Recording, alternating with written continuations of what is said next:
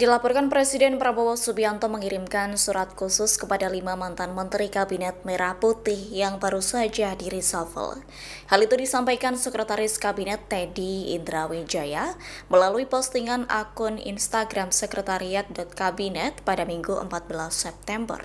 Seskap Teddy menyebut surat itu diberikan sebagai bentuk apresiasi atas dedikasi dan kontribusi para mantan Menteri Prabowo selama menjabat.